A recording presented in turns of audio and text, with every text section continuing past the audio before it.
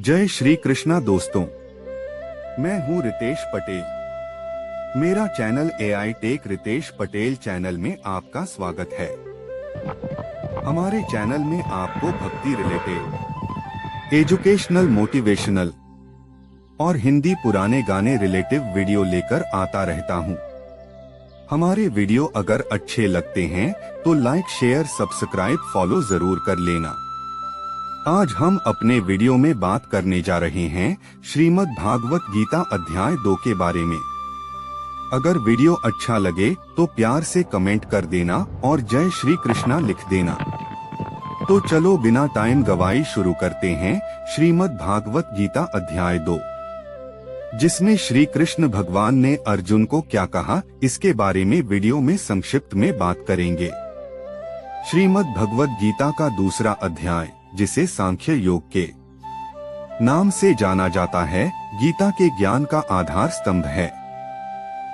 यह अध्याय भगवान श्री कृष्ण द्वारा अर्जुन को दिए गए उपदेशों का सार है, जब अर्जुन युद्ध के मैदान में अपने प्रियजनों को देखकर मोहग्रस्त हो जाते हैं। यहाँ इस अध्याय के मुख्य विषयों और महत्वपूर्ण श्लोकों का सार हिंदी में दिया गया है। सांख्य योग अध्याय 2 का सार। 1. अर्जुन का विषाद और श्री कृष्ण का उपदेश। शुरुआत में अर्जुन शोक और करुणा से भरकर युद्ध न करने का निश्चय करते हैं और श्री कृष्ण से मार्गदर्शन मांगते हैं। श्री कृष्ण अर्जुन के इस मोह को अज्ञान कहकर फटकारते हैं और उन्हें धर्म कर्तव्य का स्मरण कराते हैं। 2. आत्मा की अमरता और अविनाशी स्वरूप। यह अध्याय आत्मा की प्रकृति पर सबसे गहरा ज्ञान देता है। श्री कृष्ण समझाते हैं कि शरीर नाशवान है, जबकि आत्मा अविनाशी, अजन्मा और नित्य है। जैसे मनुष्य पुराने वस्त्र त्याग कर नए वस्त्र धारण करता है, वैसे ही आत्मा पुराने शरीर को छोड़कर नया शरीर धारण करती है। इसलिए किसी को मारने या मरने का शोक करना व्यर्थ है। महत्वपूर्ण श्लोक। नैन छिन्दन्ति शस्त्राणि नैन दहति पावकः, न चैन क्लेद्यन्त्यापो न शोष्यति मारुतः। गीता 2.23। अर्थ, इस आत्मा को न शस्त्र काट सकते हैं, न अग्नि जला सकती है, न जल भिगो सकता है और न वायु सुखा सकती है। 3. कर्म योग का सिद्धांत, निष्काम कर्म। इसके बाद श्री कृष्ण कर्म योग की शिक्षा देते हैं, जो इस अध्याय का सबसे प्रसिद्ध उपदेश है।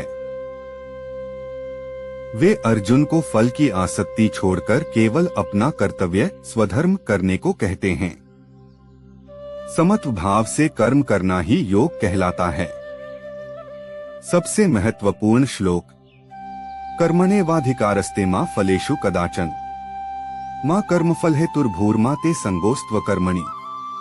गीता 2.47। अर्थ, तुम्हारा अधिकार केवल कर्म करने में है, उसके फलों में कभी नहीं। तुम कर्मों के फल का कारण मत बनो और न ही तुम्हारी कर्म न करने में आसक्ति हो। 4. स्थितप्रज्ञ के लक्षण, स्थिर बुद्धि वाला व्यक्ति। अध्याय के अंतिम भाग में अर्जुन स्थितप्रज्ञ, स्थिर बुद्धि वाले व्यक्ति के लक्षण पूछते हैं। श्री कृष्ण बताते हैं कि जिसकी बुद्धि सुख दुख, लाभ हानि, जय पराजय में समान रहती है, जिसने अपनी इंद्रियों को वश में कर लिया है और जो इच्छाओं का त्याग कर देता है, वही स्थितप्रज्ञ कहलाता है। इंद्रियों का संयम और एकाग्र बुद्धि ही शांति का मार्ग है। सारांश में मुख्य शिक्षाएं। मोह त्याग, शोक और मोह को त्याग कर कर्तव्य पर ध्यान केंद्रित करना चाहिए। आत्मा ज्ञान। आत्मा अमर है, शरीर नश्वर है, यह ज्ञान मृत्यु के भय को दूर करता है। निष्काम कर्म, फल की इच्छा रखे बिना अपने निर्धारित कर्मों को संभाव से करना चाहिए। स्थितप्रज्ञता, इंद्रियों को वश में रखकर मन को स्थिर रखना और सभी इच्छाओं का त्याग करना ही परम शांति का मार्ग है। यह अध्याय एक सैनिक के कर्तव्य से शुरू होकर आत्मा के गूढ़ ज्ञान से होते हुए एक योगी के स्थिर जीवन, स्थितप्रज्ञ के वर्णन पर समाप्त होता है। तो दोस्तों, यह था श्री कृष्ण भगवान द्वारा अर्जुन को की गई कुछ महत्वपूर्ण बातें। तो दोस्तों, श्रीमद् भागवत गीता अध्याय 2 का वीडियो आपको कैसा लगा कमेंट करके जरूर बताएं। अगले वीडियो में हम बात करेंगे श्रीमद् भागवत गीता अध्याय 3 के बारे में। हमारे चैनल के और वीडियो आप देखना चाहते हैं तो सब्सक्राइब करके बेल आइकन प्रेस कर दीजिए ताकि हमारी वीडियो की नोटिफिकेशन आपको टाइम पर मिलती रहे। तो चलो दोस्तों, मिलते हैं अगले वीडियो में। जय श्री कृष्णा।